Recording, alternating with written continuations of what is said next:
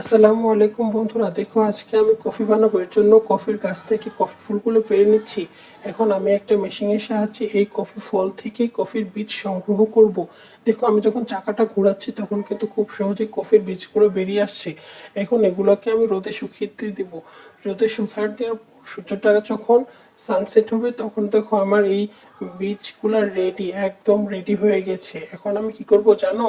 এখন আমি এই বীজগুলোকে ভাজবো। ভাজার জন্য আমাদের একটা প্যান দরকার, আর দরকার।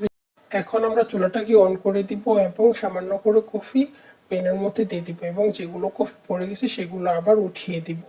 তারপর এই যে খুন্তি দিয়ে ভালোভাবে নাড়াচাড়া করে দিতে হবে, একটু একটু করে ওয়েট করতে হবে এবং ভালোভাবে নাড়াচাড়া করে সেগুলোকে একদম কালো গাঢ় করে ভেজে নিতে হবে। দেন তাহলে কিন্তু আমরা সেই কফির বীজগুলোকে ভালো করে ব্লেন্ড করতে পারবো। দেখো বন্ধুরা, আমার প্রায় ভাজা শেষ, এই তো কমপ্লিট।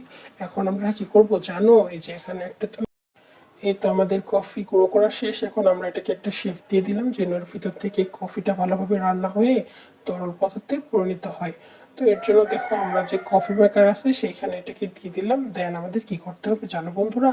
এখানে যে কাপটা আছে না, এই কাপটাকে কিন্তু এই যে কফির যে ইয়াটা আছে এর নিচে রাখতে হবে।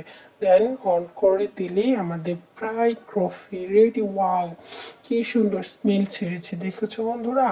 এখন আমাদেরকে এটা কি করতে হবে জানো? জানো না তো? এখানে আমাদের এই কপিটার যে ইয়াটা আছে, প্লেটটা আছে, এই প্লেটটা এখানে রাখতে হবে। দেন তারপর ওর উপরে কফিটা রাখতে হবে। দেন তার উপরে এই ফ্লাওয়ারগুলো রাখতে হবে। দেখো বন্ধুরা, আমাদের কফি রেডি।